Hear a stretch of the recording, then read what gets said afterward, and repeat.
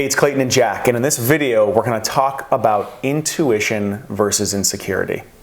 Now, Jack and I have been talking about this a little bit because there was a question that recently came in from a woman who had been in a relationship, and she was at this place where she was wondering whether she should open up or not.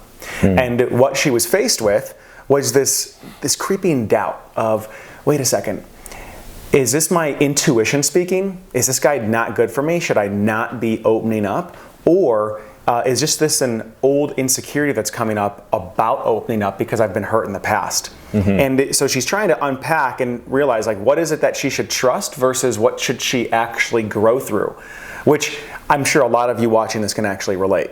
So what do you think about this? It seems like a pretty common problem. I think it's a very common problem, and I think it's even bigger than just the realm of relationship, right? Like, this is about how much can I trust certain things in my life? How can I trust a certain direction? But I think where it comes up most potently is in this territory. So I'm looking forward to unpacking this. Yeah, it seems like in the realm of relationship, there's a lot on the line, right? Totally. Because you really have the opportunity, if you make the wrong decision, you have the opportunity to really get hurt. Right? If all of a sudden it ends up being an intuition, it's like, oh man, my intuition told me there was a red flag here and I didn't follow it. Yeah. And now here I am back in the same situation. I'm heartbroken. I'm taken advantage of, whatever the case may be. Yeah.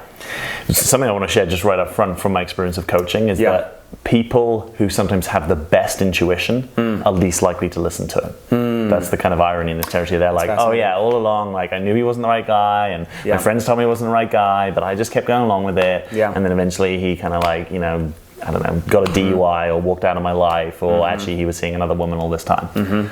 So this is like permission to learn how to trust yourself is kind of the deeper context here. And what does it actually take? Right, totally. Yeah. So how do you know whether this is intuition or whether this is insecurity speaking? And what I would say, and I'd love to hear your opinion on this as well, is for me personally, I know that how I can tell the difference between an insecurity and an intuition is actually dependent on where they are coming from within my body. Yeah. So it's not necessarily that they're in the same spot. If I actually slow down and really get present to what's happening, one of them feels like it's in my head. One of them has a really clear story around the consequences I think might happen to me. One typically has to do a lot with the other person, and one has to do with me and whether or not I'm capable. Right? So the difference here is typically intuition for me, it feels like it comes more from my gut, more from my solar plexus, more from my heart. And there's not typically a really clear story around why. Yes. It's almost like my logical brain hasn't caught up to the reason why. It's more just like a gut feeling. Where an insecurity feels like it's got a whole complicated story wrapped around it that's logicked and analyzed and there from the past if I don't want this to happen again. So that's how I can begin to tell within my own system the difference between intuition and insecurity. What do you think about that? I think it's great. Cool. Yeah, I think so learning how to quieten the mind enough to distinguish what you're talking about is often the challenge, because when those insecurities or doubts come up, they're pretty compelling. Yes. Right? They often have us kind of like physically like anxious, like pacing around, worrying about something, preoccupied about something. Feeling there too. Yeah, so it's not that there's no bodily feeling, but it's like what was the source? And being able to get present enough to yourself, oh yeah, I had that thought about them leaving me, and then I suddenly got like really anxious. And that's not necessarily an intuition. Right. That's like a somatic response to a mental anticipation. So how can you slow it down enough that you notice the inception? Yes. You notice the starting point of something. And then, what's it like for you when you do get these intuitions? Like noticing what actually happens. Like, do you rationalize? Do you intellectualize? Because often the mind will then get in the way of this simple intuition, like, oh yeah, like I don't know, I want to do this kind of work, or like maybe I want this aspect of relationship that we haven't explored yet. But normally then there's this very quick like mental interference. So part of what we're talking about here is how not to interfere with your own process too much so that you can just read it more clearly. Particularly the things your intuition is telling you that part of you doesn't want to hear. That's I think, sometimes the gold, right? Like, yes. your intuition's telling you, like, maybe this guy isn't good for you, but you're like, but I love him, and I'm improving him, and he's going to grow in these ways. And he's going to change for me because I'm special. Right. Yeah. Or she's going to change for me because, Yeah. Right. Yeah, part of what we're talking about here is actually your animal body, right? It's not the sort of developed sort of rational powers of human beings, right? It's like, I often challenge people, like, how does a dog know who to trust, right? Not through some mental model, but actually just, it's just like a visceral thing. Right? That's great. Yeah. Yeah. Totally. And so learning how to re-include the visceral part of us, because so much of our society and culture is built here. Yes. Right? Like, we walk around all day here, thinking here, typing here. Yeah. And it's like, oh, actually, how can I become, what I call a three-centered human being, right? Head, heart, and body, but just a more integrated human being. How can I have more of me online? Because each of our centers has intelligence. And intuition is, as Clayton says, is a gut thing. It's a bodily thing. It's not typically a mental thing. Maybe your heart also knows some things to be true, but I would particularly encourage you to pay attention to your body. Yeah. And intuition tends to have a slower, maybe just sort of like a little bit more of an opening quality, rather than a kind of contracting and fearful quality. I like that. But this is important discernment. I remember sitting with the then director of alternatives in London, which is pretty much the biggest personal growth community in London, and him saying, I was worried about my relationship at the time, and him saying, if you could distinguish between fear and intuition, like, how easy would your life be? Right. And it's like, there's something about that, like, particularly if you're willing to act on your intuition. Yes. Yeah. So this is a huge area.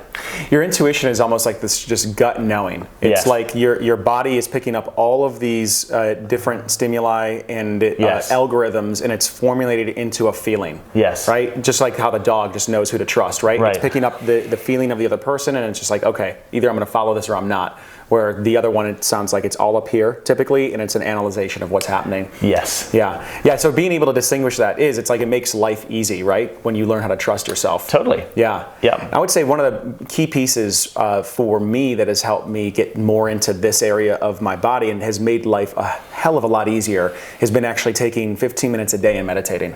Wow. And slowing down and actually listening and really getting present to the thoughts that are going on inside my head versus the feelings in my body. Because the more awareness I give the thoughts in my mind and the more awareness I give the feelings in my body, I can see how they're not actually collapsed. That there's a very different feeling to both of them. Yes. So then on the fly, when I'm, say, in a conversation with somebody or something happens that is unexpected, I'm already oriented and present to the difference between these communication channels that you're talking about, the head, the heart, the gut. Yeah. I like that. Now, we've talked about off camera a doubt versus curiosity a little bit. Yes. Is there something there how that plays into this? Yes. So doubt is, again, likely to be up here in the head. Right. And it tends to have a closing and contracting quality, right? Like, I doubt he's the right guy for me. I doubt it's going to work out. And oftentimes we think that's just being smart, but being able to distinguish doubt from curiosity is that curiosity has this kind of opening quality to it. Like, I'm curious. I'm curious where this is going. I'm curious if he's my guy. And it can take basically the same question, but the underlying intention and way in which it's held is either opening or closing. And we want you to open because it's almost like then your question becomes an offering or a prayer to the universe. Like, hey, I'm curious. Like, is this my guy? Could you kind of help me out here? Could you partner with me? Could you bring the relevant information into my field? I'm open to it. I'm here to receive. Beautiful. Yeah. So what I'm noticing then is that this distinguish of doubt versus curiosity, what you might find is you're trying to unmarry the insecurity versus intuition. You might end up facing a little bit of doubt. Oh, I doubt this, I doubt that. And what you're suggesting is actually great. That's a sign right there to move into curiosity and be open to what's actually happening because you're going to be able to start seeing the full picture, which will then allow you to start tapping into your intuition more fully. Yeah. Got it. Yeah. Beautiful. So curiosity being a connection into intuition. Totally. Yeah. Amazing. Allowing your whole intelligence to function. Wonderful. Yeah. Wow. Yeah, doubt tends to cut you off from life. You feel isolated and anxious. Yes. Yeah, and here's a challenge, a lot of very smart people are very doubting. Right? So it's like, if you think of the archetypical scientist who's, kind of probing and doubting all the time. Yeah. So what might be a really good strategy professionally, or lawyers, right? Lawyers look at contracts and they doubt them. Like that clause, not tight enough, let's tighten it up. So what you may be rewarded for professionally is actually a poor strategy when it comes to life. Oh, wow. When it comes to your depth. in reality. relationships. Totally.